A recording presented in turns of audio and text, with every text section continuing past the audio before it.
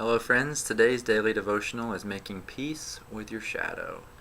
Ah, yes, this is often lifelong work, and it is the foundation of the work that I do with my clients with my Living Your Soul Now mentoring program, delving deep and getting to know your shadow, that pesky part of ourselves that sabotages and complains and suffers and is rejected and acts out and is mean and projects and all of these different wonderful human qualities that make us, of course, indeed, very human. So with most people, myself included, we have an aversion to our shadow. We don't like that part of ourselves. We feel ashamed and guilty for the things that we have done or even the thoughts that we have that arise from this shadow.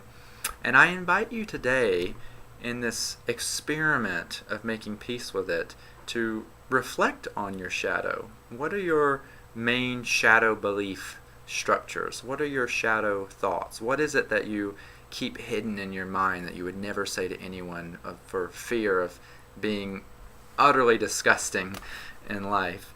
And to reflect on those things that have the evidence that supports your shadow's survival that always comes in when you try to cultivate something good or what you're really wanting to be in your life. You have that pesky voice that comes up that reminds you of, oh yes, but you did this and you made that mistake and look at how much you suffered when you did that and you can't trust yourself and that's going to be a mistake, and all of those doubtful voices that come into your head.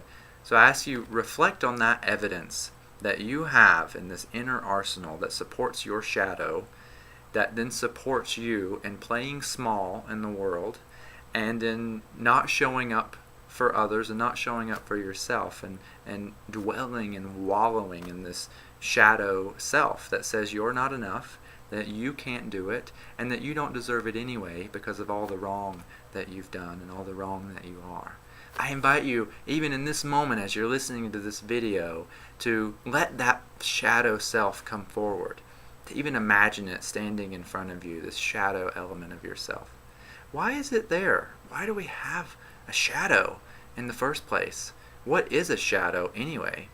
A shadow is the reflection of ourselves that is cast when we're standing in light, right? It is the evidence that we are in front of the light, right? It is the part of ourselves that are disowned, that we're unaware of, that falls behind us, that is not in the light. It's the part of that's behind us that's not in the light. So the shadow exists to give us the opportunity to experience ourselves, to experience our light, to experience our soul in life through the comparison. So when we have a point A and a point B, when we have this dual nature of life, through the duality we can experience a movement, because we have the comparison of where we're coming from and what we're going into.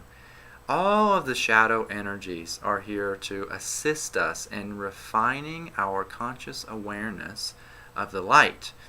The light meaning who we really are, or our soul, or our inner truth, that which creates goodness and plenty in the world. So love your shadow a bit today. Love your shadow, that it is giving you the supreme and perpetual opportunity to become consciously aware of how powerful you are as a creator, how powerful you can be to become aware and conscious of who you want to be and the impact of your actions on the world and on your life. The shadow is an amazing gift. It serves us so much, because when we get too far out of alignment, when we stray too far from the truth, that shadow will be right there to kick us back onto the path again, because things can only get so bad before we finally surrender, stop trying to fix everything, admit to ourselves that we're in pain, and fall back into the loving embrace of our spirit. So I invite you, how can you make peace with your shadow today? How can you give yourself a little break, forgive yourself, let go, and see, how is this an opportunity for me to be more aware of what I'm capable of and who I really want to be? Much love.